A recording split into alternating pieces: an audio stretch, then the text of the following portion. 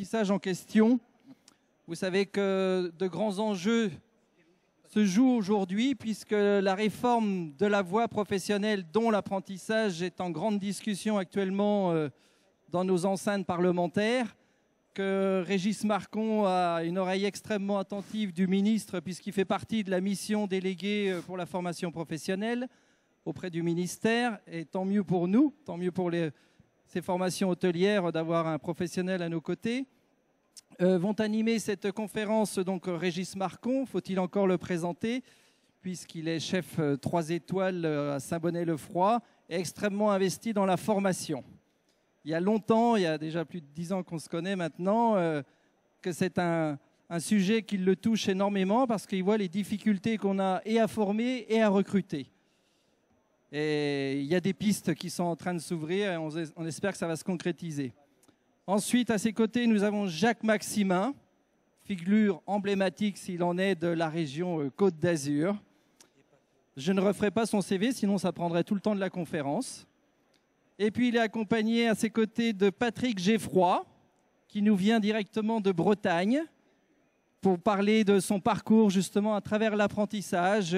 Où est-ce que peut conduire l'apprentissage? Juste pour la petite histoire, j'ai été apprenti aussi. J'ai commencé dans un CFA. Qui est grand chef en Bretagne, à découvrir une très belle côte. C'est pas la Méditerranée, c'est la Manche, mais c'est magnifique. C'est l'hôtel de Carantec, 2 étoiles au Michelin. Et puis à ses côtés, Bruno Demonté. Demonte, on dit Demonté. Demonte, voilà. Directeur de la célèbre école Ferrandi, qui forme plus de 2000 apprenants, on va dire, puisqu'il y a un peu tout type de formation, du CAP au Bac+6, dans tous les domaines que peut offrir l'hôtellerie et la restauration. Et puis Madame Véronique Carion, cofondatrice de Cuisine Mode d'Emploi, qui à travers la cuisine offre, on va dire, deux possibilités, non seulement de donner un métier, mais de se réinsérer aussi dans la vie active et dans la vie professionnelle.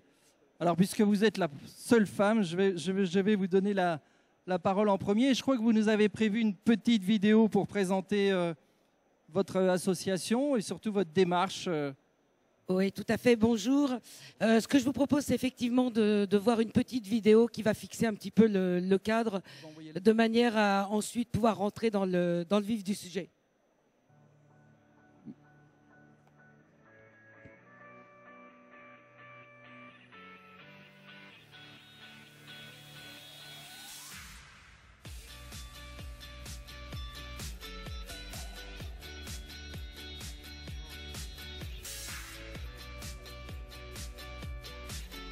Cuisine Mode d'Emploi est un centre de formation de cuisine, boulangerie et métiers du service pour des personnes en reconversion, éloignées de l'emploi, très éloignées de l'emploi ou sous main de justice. Cuisine Mode d'Emploi forme en gros 250 personnes par an. Aujourd'hui, ça fait 5 ans qu'on est sur Paris. Nous avons ouvert Besançon, Marseille, nous allons ouvrir Lyon et nous travaillons aussi à proximité de la prison de Fresnes.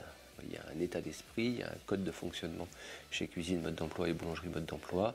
Et il faut maintenant former des formateurs pour continuer cette stratégie d'essaimage à l'international. J'ai quitté les quartiers dans les années 75. Quand j'y suis revenu dans les années 90, les quartiers avaient complètement muté. L'emploi avait disparu, les projets avaient disparu et on a vu s'installer une errance comme ça. Et ces quartiers se sont retrouvés un petit peu livrés à eux-mêmes sans réel projet.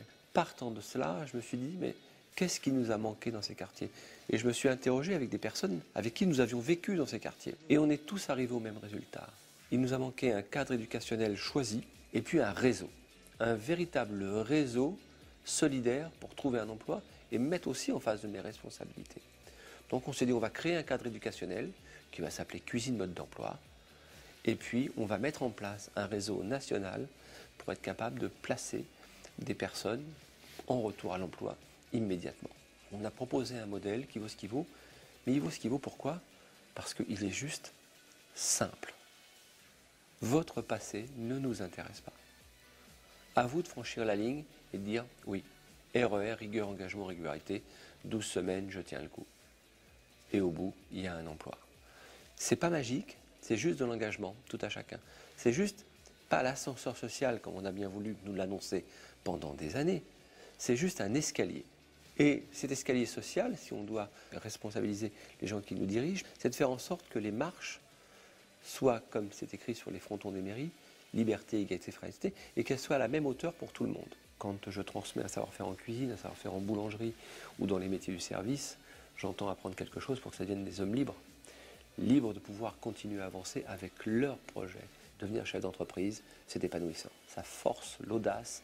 Et pour moi, l'audace, en tant que cuisinier, c'est le piment de la vie, le sel de la vie. Et ce qui fait que vous vous levez le matin, que vous allez regarder plus loin.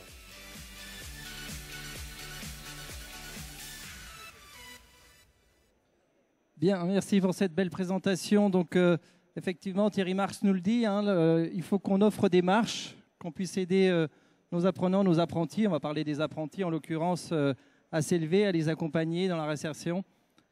Oui, tout à fait. Cuisine Mode d'Emploi, ça a été créé en 2012. L'idée était assez simple. C'était de permettre à des personnes qui étaient, à un moment donné de leur vie, éloignées de l'emploi, quelle qu'en soit la raison, soit parce qu'ils étaient demandeurs d'emploi de longue durée, soit parce qu'ils étaient aux minima sociaux.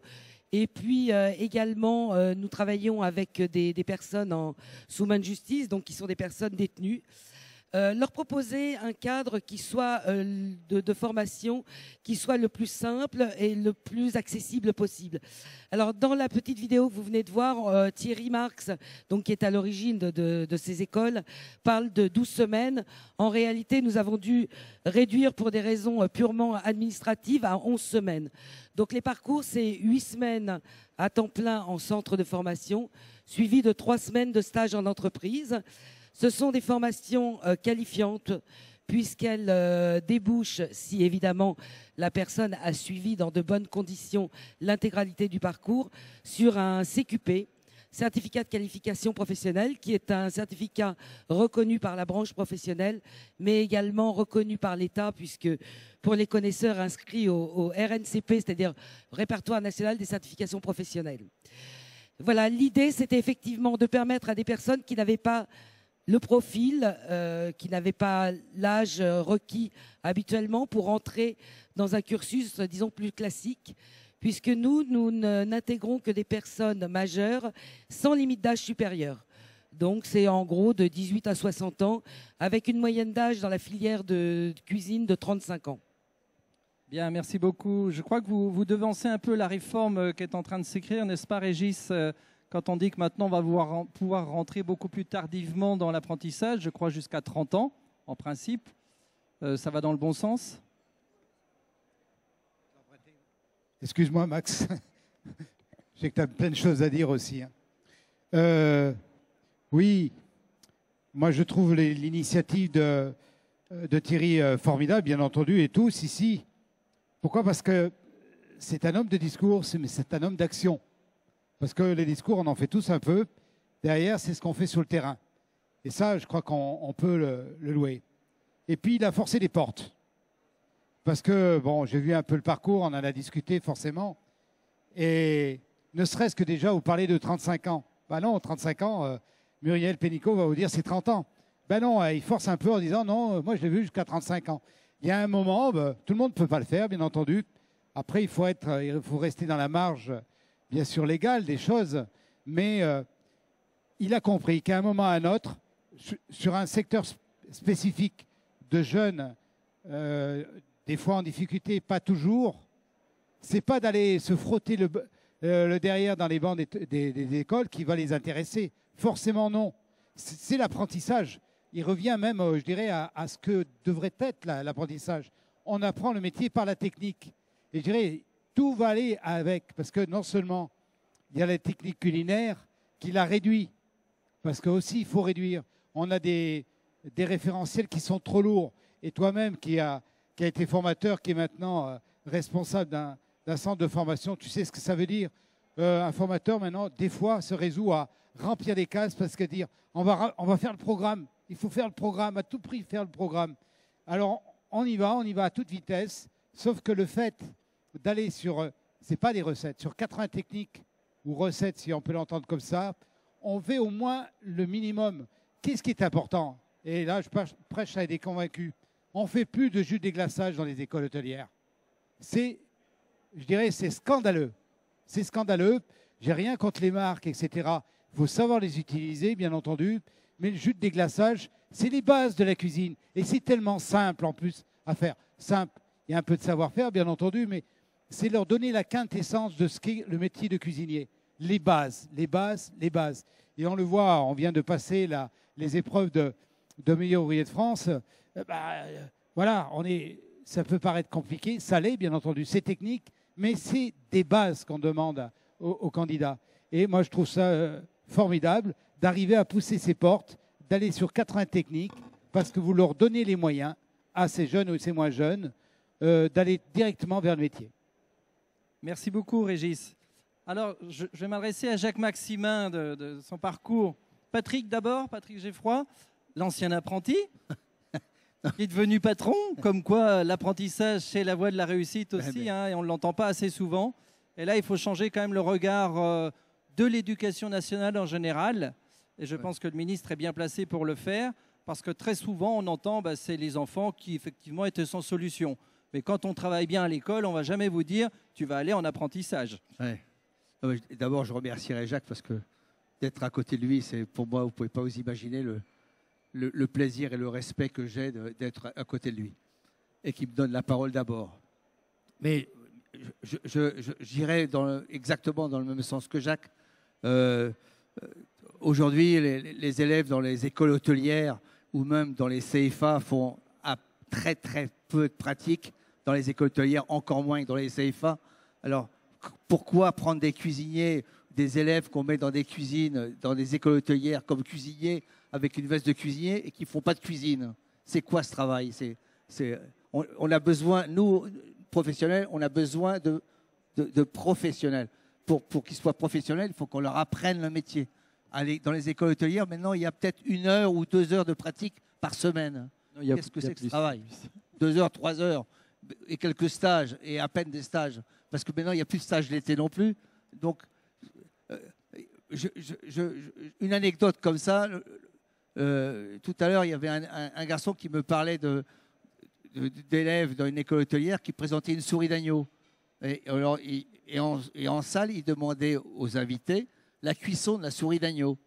C'est assez étrange quand même quand on est dans une école hôtelière et qu'on vient demander aux invités la cuisson d'une souris d'agneau. Et en cuisine, c'est pareil, quoi. Hein, le métier de cuisinier est un métier très compliqué et je pense que le métier de cuisinier, il y a 1 siècle, 2 siècles, était un vrai métier où on faisait vraiment à manger. Depuis, il s'est dispersé, mais par obligation. Aujourd'hui, il y a des restaurants d'entreprise, il y a des restaurants rapides, il y a etc., énormément de différentes restaurations. Aujourd'hui, on ne forme pas les élèves pour différentes restaurations. Il faudrait qu'on présente aux élèves quelle restauration qu'il faut qu'ils fassent. Ou au moins, au bout de 4-5 ans, qu'ils sachent qu'est-ce qu'il faut faire. Parce qu'on leur fait faire des diplômes. À 22, 23 ans, 24 ans, ils se retrouvent sur le métier. Ils sont complètement perdus et ils ont peur de notre métier. Ils ne connaissent pas notre métier. Très bien. Est-ce que vous avez déjà échangé avec vos centres de formation, vos écoles, justement, pour voir comment intervenir, comment reprendre peut-être les programmes ou réorienter certaines choses? On nous répond que l'éducation nationale, c'est elle qui décide. Donc, comment on fait? Je sais que déjà au sein des meilleurs ouvriers de France, c'est compliqué par rapport à l'éducation nationale. Alors, dans les écoles hôtelières, il y a des solutions. Après, ça dépend de chacune des écoles. Jacques, on vous écoute. Alors, votre parole est rare en plus, donc on en profite. Ça marche. Oui, mettez-le bien proche. Moi si vous voulez, je suis pour de nouveau l'apprentissage, pour la bonne simple raison que j'ai du mal à comprendre un garçon qui a envie de faire de la cuisine, qu'il n'ait pas la possibilité d'apprendre ce métier de cuisinier dès l'âge de 14 ans. Donc je pose la question, surtout à Régis, pourquoi ne pas remettre en marche ce qui a fonctionné, ce qui a fait ses preuves? Moi, j'ai fait l'apprentissage 1962, 63, 64. J'en suis pas mort. Et j'ai réussi à faire une carrière sans pour autant passer par une école hôtelière. D'autant plus que là, j'ai vraiment appris mon métier et je n'ai pas perdu du temps. Voilà. Donc, la solution, est-ce qu'elle vient de la démarche de mon copain Régis Marcon? Mais aujourd'hui, il n'a pas de réponse aux questions qu'on pose aux gens qui soi-disant, doivent réformer ce métier. Et là, je crois que le dialogue n'est pas engagé suffisamment. Moi, je le déplore. Oui, j'entends bien, mais je pense quand même que pour la première fois, il n'a jamais été autant engagé malgré tout. Régis Je m'excuse parce que je ne vais pas prendre la parole de Bruno. Non, mais après je vais... Mais le contexte a beaucoup évolué, Max. Faut savoir qu'on peut prendre des jeunes à 14 ans en apprentissage.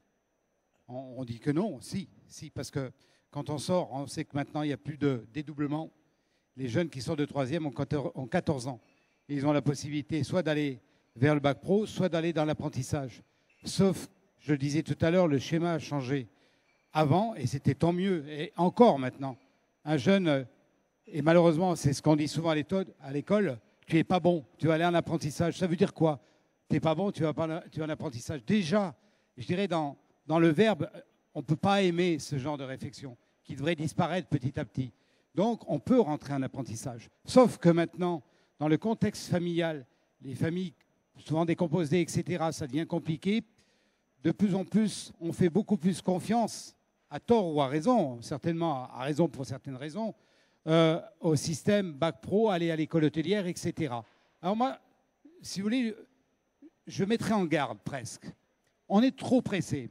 Autant un jeune qui va en apprentissage 3 ans, je dirais au niveau technique, au niveau métier, puis bon, il tombe sur un bon maître d'apprentissage, ce qui n'est pas toujours facile maintenant, faut le dire aussi. Vu le changement de la cuisine, les plats préparés à l'avance, etc. Il tombe dans un bon maître d'apprentissage, c'est ce qui t'a fait, c'est ce qui vous a fait, c'est ce qu'a fait beaucoup de chefs, et ça c'est formidable. Mais on en voit de moins en moins, et on en voit de plus en plus de maîtres d'apprentissage qui baissent, qui disent non, je ne prends plus d'apprenti, c'est compliqué, les parents, etc. Ça a changé le contexte. Moi je dirais, faisons preuve de patience. On a tendance à dire, un jeune sort de bac pro, il doit tout de suite aller sur le marché du travail. Soit, mais je crois qu'il faut être patient. Nous, on a notre travail en entreprise. Et c'est ce qu'on a demandé avec Jean-Michel Blanquer et surtout Muriel Pénicaud. On fait 3 ans en bac pro. Derrière, il doit y avoir 1 année complémentaire pour s'adapter à l'entreprise. Alors, forcément, par manque de moyens, pour X raisons, il y a beaucoup moins d'heures de cuisine, bien sûr, dans les écoles hôtelières. Il y en a toujours un petit peu quand même, il ne faut pas non plus, par manque de moyens aussi. Il faut voir, c'est compliqué. Je dirais, maintenant, il faut voir arriver un jeune qui sort avec bac pro de l'école hôtelière, se dire, il faut que je finisse de le former. Mais il ne faut pas le regarder en disant, quand il arrive, qu'est-ce que tu as appris à l'école? Non, il faut se dire, il est presque au milieu de l'apprentissage, sauf qu'il a 17 ans, il est un petit peu plus mûr dans sa tête, et vous allez gagner du temps par rapport à un jeune de 14 ans qui est certainement très bien, mais qui n'est pas encore très mûr. Son choix est affirmé, il sort de l'école, faisons preuve de patience. Ne voulons pas avoir des jeunes tout prêts à 15-16 ans, comme c'était avant, et c'était très bien. Maintenant, on a quand même un réservoir de jeunes. Il ne faut pas les, comment dirais-je, il faut les accompagner un peu dans cette démarche. Forcément, ils n'ont pas connu l'entreprise quand ils ont fait le bac pro, ne serait-ce que 4, 6, 7, 8 semaines. Ça, c'est des sauts de puce pour moi. Ce n'est pas connaître vraiment l'entreprise. On la parcourt, mais c'est après lui donner la chance derrière d'intégrer l'entreprise. Alors, juste pour info, un bac pro, il fait 22 semaines de stage sur l'ensemble de son cursus et il a 12 heures d'enseignement professionnel par semaine. Mais je vais passer la parole à Bruno de Monte, qui a le double regard, formation initiale, formation continue et apprentissage. Ouais, effectivement, nous, on forme en temps plein, mais j'ai quand même 1500 apprentis, CAP, Bac Pro, BTS dans l'établissement de Paris. Je crois qu'il y a beaucoup de choses qui ont été abordées. L'âge de début, le nombre d'heures de pratique, avec des référentiels qui sont tout à fait en plus que l'on peut interpréter dans le sens que l'on veut, un peu en nombre d'heures. Hein. On peut faire vivre un référentiel. Moi, je crois aussi qu'il ne faut pas oublier, ça a été dit, que les jeunes aujourd'hui ne sont pas ceux d'hier. Et c'est tout à fait normal. Et ce n'est pas ceux d'aujourd'hui qui ont tort. Ils sont comme ça. on ne les prend pas avec la même maturité, la même, je dirais même connaissance, par exemple des produits, parce qu'on sait que le lien avec l'agriculture, la proximité de la ruralité, c'est estompé. Ils ont des modes de consommation qui sont très différents. Donc pour nous, formateurs, un rapport à l'autorité qui est aussi différent, un cadre parental qui a changé. Donc il ne faut pas oublier que quand on parle d'apprentissage, quand on parle de formation, il ne faut pas regarder uniquement l'aspect technique du métier. Il y a tout un aspect citoyen, un aspect de montée en maturité que l'école récupère qu'elle ne faisait pas avant. Que les entreprises font aussi. Mais avant, il y avait un cadre, il y avait les parents, il y avait tout un tas de trucs qui faisaient que, je ne dis pas que les parents ne le font plus. Heureusement qu'il y a des parents encore qui n'ont pas tous démissionné. Néanmoins, le contexte a beaucoup changé. Et on demande à l'école de pallier énormément de choses. Alors, ce n'est pas du corporatisme que je fais, c'est simplement, je le constate. Et tu as dit une chose très juste, moi j'ai regretté quand on a passé le bac pro en 3 ans. Parce que je voyais bien que les gamins que je formais à l'époque, au bout de 3 ans, de 15 à 18 ans, eh ben, ils n'avaient pas la maturité que même moi j'avais, il me semble, après on refait toujours l'histoire, hein, mais que il me semblait être plus mûr à 18 ans, eux ne l'étaient pas. Et quand j'ai vu cette année-là se supprimer, je me suis dit les entreprises ne vont pas être contentes au bout du bout, parce qu'elles n'auront pas des jeunes suffisamment matures, qui auront connu suffisamment d'abord de choses, de techniques, et puis de stages et de périodes d'apprentissage. Et puis nous, en France, on a aussi une vision de l'apprentissage très particulière, qui n'est pas la même que celle de l'Allemagne, bon, qui est un système que je ne connais pas très très bien, mais quand même qui est très différent, c'est-à-dire qu'en Allemagne, très peu de choses techniques se font à l'école. Tout est fait en entreprise quasiment. Ce qui fait que les écoles en Allemagne n'ont pas besoin des investissements dont nous avons besoin, nous. C'est-à-dire qu'il y a beaucoup moins de cuisine, beaucoup moins de boulangerie, beaucoup moins de ce qui coûte cher hein, en investissement. Parce que tout cela, on considère que c'est à l'entreprise de le faire. L'école venant en appui sur justement le développement de l'enseignement général, de la citoyenneté, de la technologie quand même et d'un certain nombre de choses. Donc nous, on veut tout aussi en France. Hein. On veut tout faire. C'est vrai, c'est vrai. Patrick Geoffroy, là, je vous sens un petit peu très investi, on va dire, pour la formation. Voilà. Oui, non, mais l'apprentissage pour moi, c'est mes tripes, quoi, parce que j'ai commencé à 14 ans et demi, je regrette pas du tout.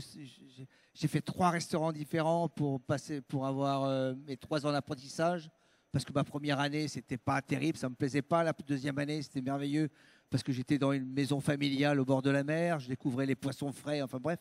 Et la 3e année, je découvrais un étoilé Michelin et le monde du guide Michelin. Donc, j'ai eu 3 années différentes d'apprentissage et je sais que la 4e année où j'étais devenu tout petit cuisinier, j'étais avec des garçons qui avaient le même âge que moi et qui étaient à l'école hôtelière et qui étaient complètement à la ramasse avec moi, quoi. Ils étaient complètement perdus. Tout juste, ils savaient tenir une poêle, quoi. Voilà. Et pourtant, je vous parle de ça il y a presque 45, 50 ans bientôt. Presque 50 ans bientôt. Ça fait 52 ans que je suis cuisinier. Donc, à l'époque, l'école hôtelière n'était pas celle qu'elle est aujourd'hui. On apprenait encore les bases de la cuisine, comme disait Régis, pardon. Les bases de la cuisine, aujourd'hui, ils les ont plus. Ils les ont plus. Ils font n'importe quoi, quoi. Ils font de l'assemblage. Vous leur donnez une joue de porc, ils ne savent même pas s'il faut la braiser, s'il faut la snacker. Ils ne savent rien. Et en plus, ils ont un outil formidable que le téléphone, avec lequel ils peuvent apprendre plein de choses. Ils ne vont même pas dessus. Voilà. Hein, une joue de porc, qu'est-ce que c'est? Bon, regardez. Ben non, ils vont les regarder des conneries, mais ils ne vont pas les apprendre qu'est-ce que c'est une joue de porc et comment il faut la traiter. Oui, c'est aberrant, quoi. Alors, notre métier est trop beau pour le gâcher. Il est trop beau pour être gâché. J'ai trop de respect pour ce métier. J'ai trop de respect pour la veste que je porte tous les jours. Et donc, il faut défendre ce métier bec et ongles. Bruno, vous voulez enchaîner? Oui, je peux être d'accord sur le constat qu'il y a beaucoup de choses à apprendre aux jeunes parce qu'il y a beaucoup de choses qui étaient acquises avant même d'entrer à l'école avant. Ça, c'est vrai. Néanmoins, il y a quand même des écoles. Alors, je parle de Ferrandi parce que c'est celle que je le connais le mieux, puisque ça fait 10 ans que je la dirige. Oui, mais elle est particulière, votre école. Elle est à part des autres. Oui, oui, oui. En tout cas, c'est vrai qu'on met l'accent, mais ça, je pense que les proviseurs peuvent le faire. Enfin, voilà. On met l'accent sur les fondamentaux, c'est ce qu'on disait, la grammaire voilà, de la cuisine, sur les fondamentaux, sur les produits. Pas autant que j'aimerais qu'on le fasse, parce qu'il y a quand même une contrainte d'horaire et une contrainte budgétaire aussi, il ne faut pas se leurrer. Mais on a une liberté quand même d'aller dans le sens des professionnels, parce qu'on vous entend bien quand même en tant que directeur d'école. Et puis quand même, alors encore une fois, c'est à travers Ferrandi. Donc, moi, l'apprentissage, les familles qui viennent me voir, les jeunes qui viennent me voir, ne le ressentent pas du tout comme un échec. Mais au contraire, comme une opportunité, d'abord de découvrir l'entreprise rapidement. Ben moi, je les ai en sortie de 3e. Quand je prends mes petits bacs pro, ils sont en sortie de 3e. Et ils sont plutôt, ils choisissent délibérément l'apprentissage. Alors certes, c'est l'apprentissage à Ferrandi, donc une école avec une marque, machin. Mais ils sont, et j'ai des gosses qui peuvent aller en milieu, qui peuvent suivre en enseignement général, la voie générale, et qui décident de venir faire un bac pro en apprentissage. Donc moi, je trouve que quand même, et avant je dirigeais notre école qui n'était pas du tout dans la gastronomie, mais j'avais aussi j'observais le même phénomène, c'est que l'apprentissage gagnait quand même du terrain en lettres de noblesse, si je puis dire, et que voilà, tout dépendait de l'école aussi, c'est vrai, mais que ça allait quand même beaucoup mieux, moi je trouve. Merci. L'apprentissage. Je crois qu'il y a une grande opportunité pour les chefs, parce que la gastronomie est une grande famille. Vous êtes tous des passionnés, nous sommes tous des passionnés. On sait s'unir pour des bonnes causes. Et j'ai envie de dire, mobilisons-nous, mobilisez-vous pour inciter vos collègues chefs, responsables d'entreprise à faire rentrer des apprentis aussi, parce que c'est la responsabilité de tous. Et parfois, il manque des lieux d'apprentissage.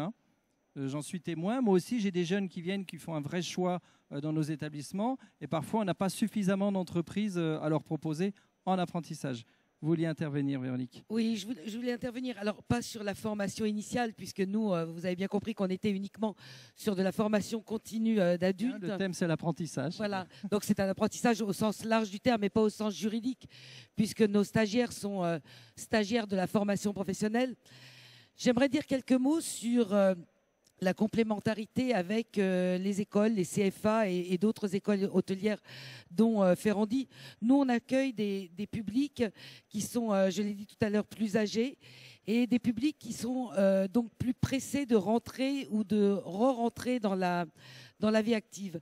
Ce qui nous a conduit avec Thierry Marx à concevoir un format très condensé de formation et surtout un process de formation particulier, puisque les 8 semaines qu'ils vont passer en centre de formation, c'est-à-dire 280 heures, ça va être 280 heures de pratique. Donc on va suivre un référentiel qui est le référentiel qui est du FAFI, le FAFI étant l'OPCA de branche. Mais l'intégralité des compétences vont être acquises pendant la pratique, y compris le HACCP, y compris la technologie. Il n'y a pas de cours magistraux, on parle le matin d'un brief d'une demi-heure, 3/4 d'heure du formateur avec ses 8 à 10 stagiaires, et puis il passe directement sur les plateaux techniques, aussi bien en cuisine qu'en boulangerie d'ailleurs. Donc c'est vraiment, on est dans l'opérationnel, et il s'avère que l'expérience nous montre qu'on récupère parfois pas mal de gamins parmi les plus jeunes de nos stagiaires qui ont été en échec scolaire et pour qui les replacer dans un contexte trop scolaire serait à nouveau les replacer devant un risque d'échec. Et cette opérationnalité de la formation permet qu'ils suivent correctement le cursus et qu'on puisse ensuite les mettre à l'emploi. Merci beaucoup. Comme tout débat passionnant, ça passe toujours trop vite et on est contraint par le temps. Et je vais déjà être obligé de vous demander de faire une conclusion, chacun sur votre vision pour les années à venir. Qu'est-ce qu'on peut faire, qu'est-ce qu'on doit faire? Régis? On peut faire plein de choses, hein. Simplement, la solution idéale, elle n'existe pas. Et ce qui est important, à mon avis, en France, c'est de ne pas opposer l'apprentissage avec le système scolaire. Et ça, on le fait depuis longtemps. Il y a ceux qui sont en système scolaire, ceux qui sont en apprentissage. Et le rôle d'ailleurs des campus, on en a parlé tout à l'heure, c'est de rassembler tous ces jeunes qui se retrouvent dans ce système. Et pour moi, c'est important. Il faut savoir que la réforme prend en compte ça. Pourquoi? Quels sont les bienfaits de l'apprentissage? Déjà, c'est peut-être la définition. L'apprentissage, c'est le fait d'apprendre à la fois chez un maître d'apprentissage, un patron, et à la fois en centre de formation. Et l'intérêt, c'est que vous vivez je dirais, vous vivez l'entreprise. Quand vous avez un apprenti, vous retenez son prénom, il est avec vous, vous l'accompagnez. Si ça passe bien, vous le gardez, voire même vous l'envoyez chez un collègue. C'est ça les vertus de l'apprentissage. Et on est en train de le mettre dans le bac pro. De quelle façon? Vous êtes dans le bac pro qui est de 3 ans, avec la nouvelle réforme. La première année, vous êtes à l'école, il y a des stages, etc. Vous avez 14-15 ans à ce moment-là. La deuxième, vous avez choisi cuisine, service, etc. Et la troisième année, vous avez 2 options. La première, soit vous voulez continuer des études supérieures, on vous prépare pour ça, parce qu'on s'aperçoit qu'après le bac pro, en études supérieures, il y en a 1 sur 25 qui réussissent, et ça, c'est dommageable. Sinon, vous voulez aller sur le marché du travail, c'est la plupart d'entre eux, vous avez la possibilité de rentrer en apprentissage sur la 3e année. Ça, c'est une des points les plus forts, je dirais, de la réforme, de finir par un apprentissage. Alors, qu'est-ce qui se passe sur le terrain? Si vous finissez un apprentissage, vous êtes un maître d'apprentissage, vous avez 16, 17 ans, voire 18 ans, il vous garde pendant 1 an, il vous accompagne, il va vous garder l'entreprise, ou alors il va vous dire, tiens, je vais t'envoyer chez mon collègue. Et là, le jeune, il ne disparaît pas du chemin. C'est ça qui est important. Merci Régis. Jacques? Alors, moi, je vais passer pour un peu le garçon rétrograde.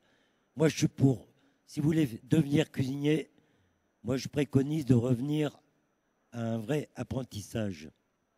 3 ans d'apprentissage pour faire cuisinier.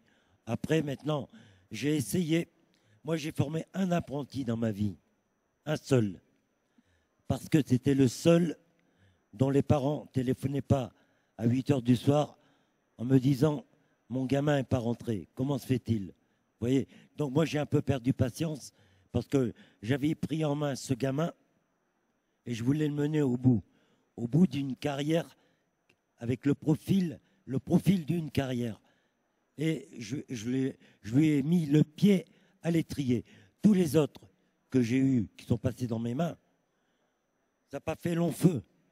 Pourquoi? Parce que, en définitive, les parents, je pense que les parents voulaient se débarrasser des gamins en disant, si t'es pas bon, bah, va faire cuisinier.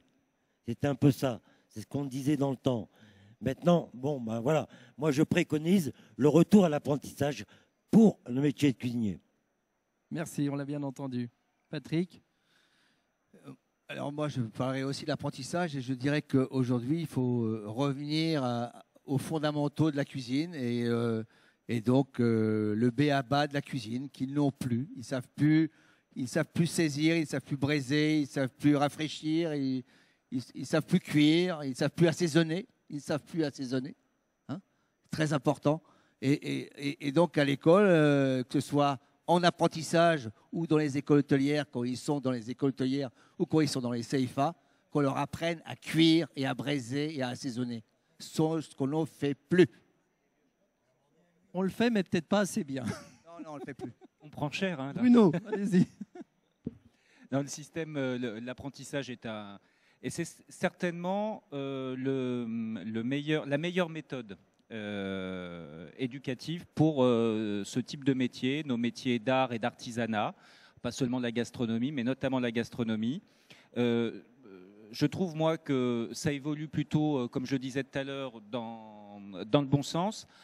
À voir maintenant, il y a une grande réforme, au-delà de la réforme dont parlait Régis, il y a une grande réforme de la formation professionnelle, hein, la loi pour la liberté de choisir son avenir professionnel, qui va considérablement bouleverser l'apprentissage et son financement.